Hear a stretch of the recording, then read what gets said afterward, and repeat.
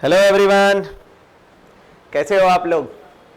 I hope कि अच्छे होगे, एंजॉय कर रहे होगे आप लोग, है ना? तो आज आपको दिख रहा होगा कि जैसा कि हमारा एसएससी जेई का फाइनल रिजल्ट आ चुका है हमारा प्रीवियस मंथ में, है ना?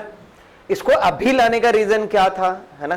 क्योंकि सर रिजल्ट तो पिछले मंथ में ही आ गया था, तो इसको अभी लाने का रीजन ये था कि जो आपका एसएससी जेई का एक न्यू बैच है वो अभी हमारी लॉन्च होने वाली है। तो मैं चाहता हूं कि जब आप एसएससी जेई के लिए अगर आप करो कोचिंग, तो उससे पहले क्या क्या हमारे लिए इंपॉर्टेंट है, किस पॉइंट ऑफ व्यू से हम अपनी प्रिपरेशन करेंगे, वो सारी चीजें, वो सारा डिस्कशंस मैं इस वीडियो में करके आपको दे दूंगा। क्लियर है? मैं सिर्फ बात एसएससी जेई की नहीं करूंगा, मैं साथ साथ आरआरबी जेई का भी करूंगा कि अगर आपको आरआरबी जेई का भी अगर प्रिपरेशन करना है तो ये वीडियो आपके लिए बहुत हेल्पफुल होने वाली है। तो जो भी एसएससी जेई के एस्पिरेंट हैं, जो भी डिप्लोमा बीटेक के एस्पिरेंट हैं, तो उनके लिए मैं यही कहूंगा, जो भी हमारा डिप्लोमा के हैं, चाहे वो बीटेक किए हुए हैं, कोई भी ब्रांच हो, चाहे मैकेनिकल हो चाहे सिविल हो, मैं हमेशा ये बात कहूंगा कि अगर आपका जेई का टारगेट है तो आप पहले इस वीडियो को पूरा लास्ट तक जरूर देखें। आपको खुद ब खुद फील हो जाएगा कि हमारे लिए क्यों इंपॉर्टेंट है। क्लियर है? भले बाद में रिजल्ट ये वीडियो बना रहा हूं, लेकिन ये हमारे लिए होने वाला है बहुत धांसू। क्लियर है? जस्ट वेट, देखते जाना क्या क्या चीजें आपको यहां से देखने को मिलेगा और क्या क्या जानकारी हम यहां पे शेयर करने वाले हैं आप लोगों के साथ। क्लियर है? आइए देखते हैं। जब आप देखोगे एसएससी जेई को, तो आपको पता है कि एसएससी जेई जो हमारा पेपर है वो हर एक साल आता है ना? भले डेट का फिक्स नहीं हो रहा है हमारा, है ना? कभी किसी मंथ में हो जा रहा है, कभी किसी मंथ में हो जा रहा है हमारा, है ना? अभी भी देखिए एसएससी जेई का अभी तक नोटिफिकेशन भी नहीं आया है हमारा कब होगा, लेकिन ये बात तय है कि आपका दिसंबर तक में आपका एसएससी जेई का प्रीलिम्स का पेपर हो जाएगा। क्लियर है? देखिए, जब आप देखेंगे एसएससी जेई 2025 को जब आप देखेंगे तो इसका जो रिजल्ट है वो ऑलरेडी रिजल्ट हमारा आ चुका है, और उसमें आप जब देखेंगे तो उसका जब आप कटअप्स वगैरह की जब आप एनालिसिस करेंगे तो अब आपको ये बात पता चल जाएगा कि जो हमारा एसएससी जेई है ना, वो एसएससी जेई हर एक साल हर एक चीजों के पॉइंट ऑफ व्यू से वेरी कर जाता है। कभी थ्योरेटिकल क्वेश्चन के पॉइंट ऑफ व्यू से, कभी न्यूमेरिकल क्वेश्चन के पॉइंट ऑफ व्यू से। जैसे कि इस बार का आप मेंस का पेपर देख लीजिए, न्यूमेरिकल क्वेश्चन ने बहुत सारे लोगों को, स्टूडेंट को सरप्राइज कर दिया। क्लियर है? तो किस बेसिस पे अपने को प्रिपरेशन करना है, इन सारी चीजों के बारे में आज हम बात करने वाले हैं, डिस्कस करने वाले हैं। क्लियर है?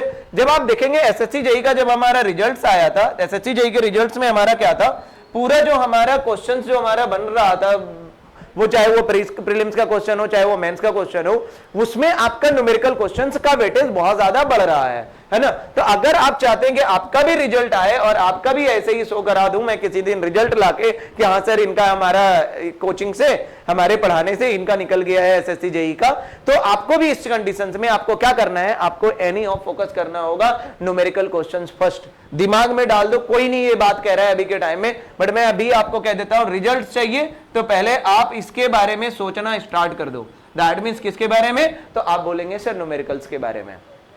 क्लियर हो गई इतनी बात? चाहे मैं एसएससी जेई प्रीलिम्स करूं, चाहे मैं एसएससी जेई का मेंस करूं, या फिर मैं आरआरबी जेई का ही पेपर क्यों ना देने जाऊं, या कोई भी स्टेट जेई का पेपर क्यों ना देने जाऊं, पहले अभी के टाइम में हमारा कहता है कि आप न्यूमेरिकल पे फोकस कीजिए।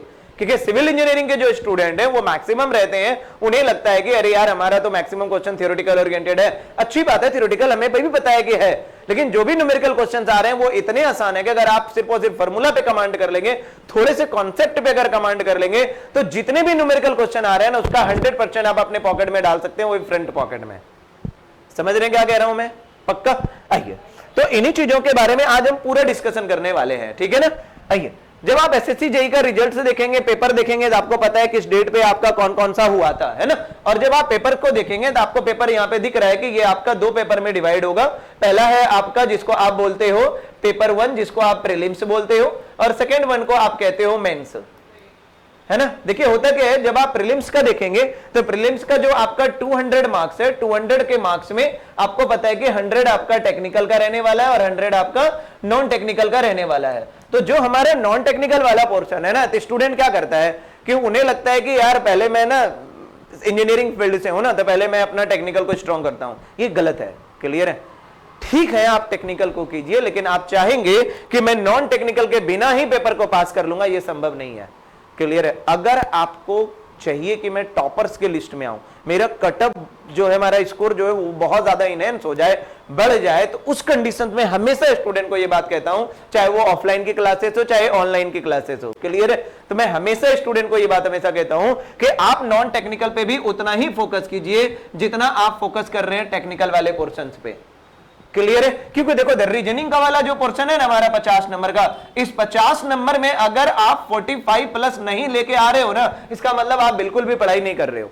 क्योंकि रीजनिंग का हमारा ऐसा वेटेज है, रीजनिंग हमारा ऐसा सब्जेक्ट है जहां पे स्टूडेंट अगर थोड़ा भी फोकस कर लेना तो वो 45 कर लेगा आराम से, क्लियर है। बस दिक्कत क्या हो रही है हमारे इंजीनियरिंग फील्ड के बैकग्राउंड के स्टूडेंट को, डिप्लोमा और बीटेक को, कि ये टाइम टेकन है थोड़ा सा, क्लियर है। और अब आप खुद सोचो, अगर 45 क्वेश्चन बन रहा है मेरा और इसी 45 के लिए मैंने 45 से 50 मिनट लगा दिया, तो फेल आप वैसे भी कर जाओगे। समझ रहे हो क्या कह रहा हूं? तो इसके लिए भी आपको ध्यान में रखना है कि यहां पे मेरा टाइम भी बचाना है, और टाइम कैसे बचेगा? By the help of mock. आप मॉक पे वर्क कीजिए, यहां से आपका टाइम का आप सेट कर लोगे। अंडरस्टूड है यहां तक? रही बात हमारा जीके जीएस का जो 50 आएगा, जीके जीएस के 50 में एसएससी जेईई में मैं कभी कहता ही नहीं बच्चे को आप ज्यादा नंबर के लिए लोभ कीजिए, आप बस ट्राई कीजिए कैसे भी करके 25 से आपका 30 के बीच में रह जाए। समझ में आ गया? कितना रह जाए हमारा? 25 से 30 के बीच में रह जाए तो बहुत फायदा करने वाला है आपके लिए, क्लियर है। तो अगर मान लो आपका यहां से 25 से 30 भी अगर आपने रख लिया, ये 30 ये 45 हो गया, 75 आपने नॉन टेक्निकल में कर लिया, बहुत बेहतरीन स्कोर है आपका, समझ रहे। और अगर इतना इधर नॉन टेक्निकल में अगर आप कोई बच्चा लाने के औकात रखता है, कैपेसिटी रखता है, तो ये बात भी श्योर है कि इस 100 में वो भी वहां पे 75 का स्कोर करने की कैपेसिटी रखेगा।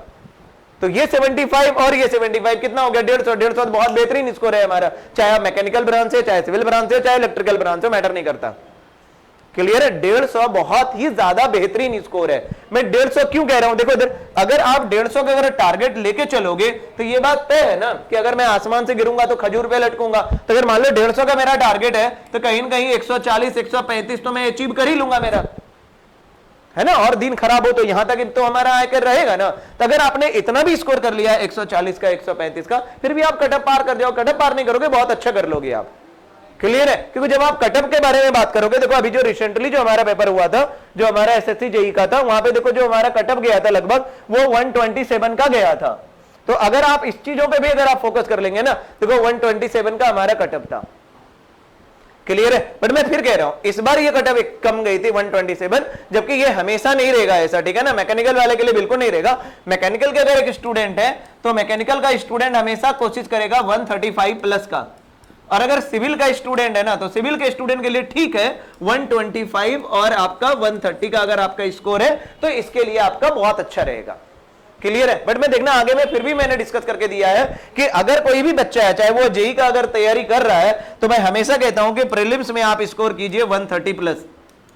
अगर आप इतना स्कोर कर लेंगे ना तो आपको खुद ब खुद दिख जाएगा कि हाँ मेरा बहुत अच्छा से हो रहा है, बहुत अच्छे से काम बन रहा है। समझ रहे क्या कह रहा हूं? तो इसके लिए प्रीलिम्स के लिए 130 का आप कैसे भी करके अपना सोचिए कि मुझे करना है, चाहे हमारा कटअप कुछ भी रहे, कितने भी पॉइंट ऑफ व्यू से रहे, मेरा स्कोर आना चाहिए 130 प्लस, क्लियर है। जबकि ये 135 प्लस तभी आप अचीव कर पाएंगे जब आपका टारगेट रहेगा 150 नंबर का। अगर आप सोचेंगे ये पहले से 130 तो ये कहीं ना कहीं 100 पे ही आके लटक जाएगा, 130 10 पे ही आके लटक जाएगा, तो क्वालिफाई बिल्कुल नहीं कर पाओगे आप। समझ रहे हो क्या कह रहा हूं मैं? पक्का। चलिए आगे देखो इधर थोड़ा, जब आप इन्हीं चीजों पे देखोगे, देखो यहाँ पे कटअप्स के बारे में मैंने फिर भी दे दिया, कितने नंबर ऑफ स्टूडेंट हमारे क्वालिफाई करे थे सिविल के, वो भी यहाँ पे दिखा दिया गया है। कितने स्टूडेंट्स हमारे मैकेनिकल के क्वालिफाई कर गए थे, वो भी मैंने दिखा दिया था। ये रहा मैकेनिकल का टोटल स्टूडेंट्स कितने थे, वो भी मैंने दिखा दिया। अब आप खुद सोचो, थोड़ा सा समझो बात को मेरी। देखो जब आप सिविल का देखते हो या मैकेनिकल का देखते हो, सिविल का जब आप देखोगे तो वही हमारा 1.5 लाख के लगभग हमारा स्टूडेंट जब एपीआर रहता है हमारा इंजीनियरिंग एसएससी जेईई के सिविल में। मैकेनिकल में भी आप मान लो अगर इतना ही रहता है तो टोटल हमारा 3 लाख के स्टूडेंट है, और 3 लाख में प्रीलिम्स में देखो हमारे कितने स्टूडेंट्स क्वालिफाइड करे थे, लगभग 15,607 बच्चे लगभग क्वालिफाइड करे थे, क्लियर है। तो कंपटीशन बहुत ज्यादा नहीं है मेरे भाई, ठीक है ना। अगर आप थोड़ा सा भी एफर्ट लगा लो ना, तो बस आप कंटिन्यूटी बना लो, 8-9 महीने 10 महीने 11 महीने, अगर आप कोई बच्चा भी कंटिन्यूटी बना के पूरा कोर्स कवर कर लेगा ना, तो वो आराम से एसएससी जेईई का प्रीलिम्स निकाल देगा, क्लियर है। और जब आपका प्रीलिम्स निकल जाएगा ना, आप फिर डबल मेहनत से, सिंगल नहीं डबल मेहनत से आप मेंस की तैयारी करने में जुट जाएंगे, क्लियर है। और जैसे ही आपको मेंस का दिखने लगेगा ना, सपना दिखेगा, आगे दिखेगा कि नहीं यार कर लेता हूं ना, अभी अभी हमारे पास टाइम है, समझ रहे हो क्या कह रहा हूं? अगर आप इस बेसिस पे करेंगे ना तो आराम से उड़ा के लेके जाएंगे। उसके बाद जब बात करेंगे आप सीबीटी 2 के लिए, जब आप बात करेंगे तो वहां पे जो हमारा आएगा पेपर में सीबीटी 2 पे जो कहानी लेके आएंगे, जिसको आप कहते हो अपना मेंस, है ना, एसएससी जेई का। जब आप मेंस पे लेके आएंगे ना तो वहां पे देखो आपका होता है 300 मार्क्स का। 300 में जब आप इस बार का देखेंगे ना क्वेश्चन, वहां से सिविल वाले इंजीनियरिंग स्टूडेंट को 40% के अप्रॉक्स न्यूमेरिकल क्वेश्चन पूछ लिया था, है ना। 40% यानी कि 120 मार्क्स।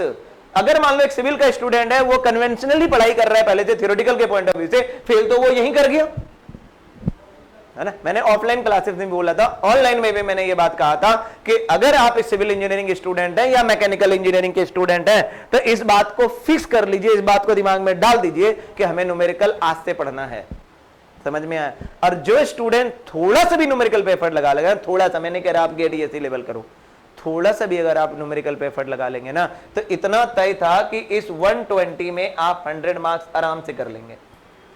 अगर सोचो कोई भी स्टूडेंट अगर 100 मार्क्स अगर यहां पे कर लिया तो बची इधर कितना, इधर बचा हमारा 180 नंबर, और है ना। और अगर इस 180 में अगर आपने 120 130 भी नंबर अगर आपने कर लिया थ्योरेटिकल, फिर भी देखो स्कोर आपका 220 230 हो गया कि नहीं? क्लियर है? आराम से नौकरी लग जाएगी, आराम से ज्वाइनिंग हो जाएगा तुम्हारा। समझ रहे हो मेरी बात क्या कह रहा हूं, है ना। तो इसी के पॉइंट ऑफ व्यू से करो। अगर आप देखो ना, जब आप अभी का पेपर आप देखो, जब आप एसएससी जेई का रिजल्ट आप देख लो, जो अप्रोक्सीमेट रिजल्ट गया है ना वो आपका देखो लेस देन 390 ही है हमारा सीपीडब्ल्यूडी का, वो भी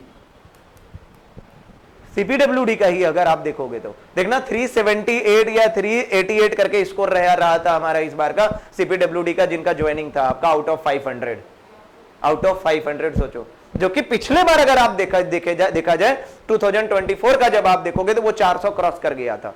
इस बार कम रहने का रीजन क्या था? न्यूमेरिकल क्वेश्चन, क्योंकि स्टूडेंट न्यूमेरिकल पढ़ नहीं रहा, जिस वजह से कटअप क्या कर गई थी हमारी, थोड़ी फॉल कर गई थी। तो मैं इसीलिए हमेशा ये बात कहता हूं स्टूडेंट को, चाहे वो सिविल के हो चाहे मैकेनिकल के स्टूडेंट हो, अगर वो सिविल का स्टूडेंट है तो हमेशा आप प्रीलिम्स फोकस कीजिए 120 पे, सॉरी 130 प्लस पे, और मेंस का आप फोकस कीजिए हमेशा 220 230 प्लस पे। अगर आप इतना स्कोर कर रहे हैं तो नॉर्मलाइजेशन करके ये बात तय है कि नौकरी लग जाएगी, चाहे वो सीपीडब्ल्यूडी हो, पीडब्ल्यूडी हो, सीडब्ल्यूसी हो, चाहे बीआरओ ही क्यों ना हो, आपकी नौकरी लग जाएगी ये वाला। अगर आप इससे जितना ज्यादा स्कोर करेंगे उतना आपका अच्छा पोस्ट मिलने के चांसेस रहेगा। सीपीडब्ल्यूडी पीडब्ल्यूडी से मैं हेल्प करेगा, लेकिन ये नौकरी जरूर दे देगा, इतना सा से। समझ रहे क्या कह रहा हूं? अगर मैकेनिकल के स्टूडेंट्स हैं तो मैकेनिकल का थोड़ा सा दिन खराब रहता है, हार्ड टाइट रहता है हमारा एसएससी जेई में, तो मैं उनके लिए भी हमेशा ये बात बोलता हूं, अगर आप मैकेनिकल के स्टूडेंट हैं तो आप हमेशा फोकस कीजिए प्रीलिम्स में 140 प्लस का, और जो हमारा मेंस है उसमें भी आप फोकस कीजिए 240 प्लस का, तो आपका होने के चांसेस बहुत ज्यादा रहेगा। समझ रहे क्या कहने की कोशिश कर रहा हूं मैं? पक्का।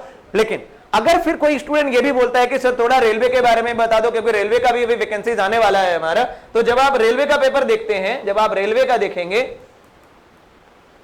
देखेंगे अभी आपको पता है कि टेंटेटिव वैकेंसीज जो है हमारे 4098 वैकेंसीज आने वाली है। सही बात है ना? तो देखो इधर थोड़ा समझो बात को। जब आप रेलवे का पेपर देखते हैं तो रेलवे का पेपर हमारा कैटेगराइजेज है हमारे दो पार्ट में, जिसको आप बोलते हो सीबीटी 1 और दूसरा बोला जाता है हमारा सीबीटी 2। सही बात है। तो जो हमारा सीबीटी 1 है यहाँ पे तो सिर्फ और सिर्फ आपका नॉन टेक्निकल आ रहा है, वो भी नॉन टेक्निकल कितने मार्क्स का है? आप बोलोगे 100 का। इस आउट ऑफ 100 आपको पता है कि 30 आपका मैथ होने वाला है, 25 आपका रीजनिंग होने वाला है, 15 आपका जीके होना है, और आपका 30 साइंस होना है ना। अब आप खुद देखो रीजनिंग जीके जीएस क्या है, ये तो आप एसएससी जेई में तो पढ़ ही रहे हो ना, 50 नंबर के लिए पढ़ रहे हो ना, तो इधर भी तो हमारा काम बन जाएगा ना। बस यही है कि थोड़ा साइंस पे हम ज्यादा फोकस करेंगे, क्योंकि जो हमारा आरआरबी जेई होता है उसमें साइंस का वेटेज ज्यादा होता है, और साइंस के क्वेश्चंस भी बहुत अच्छे बनते हैं, जिस वजह से जब आप तैयारी करो, जब आप साइंस के लिए पढ़ो, चाहे वो एसएससी जेई चाहे आरआरबी जेई, तो इस बात को दिमाग में लेके चलेंगे कि हमें दोनों को साथ में पढ़ना है, चाहे वो एसएससी जेई रहे चाहे हमारा आरआरबी जेई रहे। अंडरस्टूड? नाउ जब आप सीबीटी 2 देखते हैं तो सीबीटी 2 आपको पता है कि 150 नंबर का होना है, जहां पे 100 टेक्निकल है और 50 नॉन टेक्निकल है। तो जब आप इसके कटअप के बारे में बात करते हैं तो मैं हमेशा कहता हूं स्टूडेंट को, देखो जेई कहता है कि सीबीटी 1 जो होता है वो हमारा क्वालिफाइंग होता है, लेकिन क्वालिफाइंग से कोई मैटर नहीं करेगा अगर आपने 60-65 स्कोर नहीं करा है तो अब आप दिमाग में बिठा लो कैसे भी करके हमें 65 प्लस चाहिए सीबीटी 1 में। अब आप जोन वाइज देखेंगे तो कटअप वेरी कर सकता है, लेकिन छोड़ो मैं उसके बारे में बात नहीं करता, क्योंकि मैं कभी किसी स्टूडेंट को अभी ये नहीं कहता कि भाई तो 45 नंबर ले आना, इस जोन से फॉर्म भर देना, इतना आ जाएगा, है ना, बाद में मुझे गाली दो।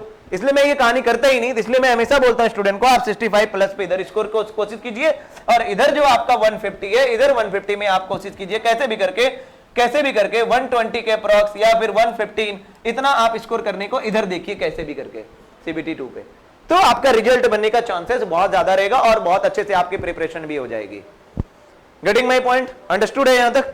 चलिए आगे एक और चीज मैं आपको बताना चाहूंगा। देखिए इधर जो हमारा अभी बैच है, देखिए यहां पे डाला है हमने एसएससी जेई का जो हमारा फाउंडेशन बैच रहेगा, आपका फाउंडेशन बैच में आपका क्या होने वाला है, अभी मैं एक एसएससी जेई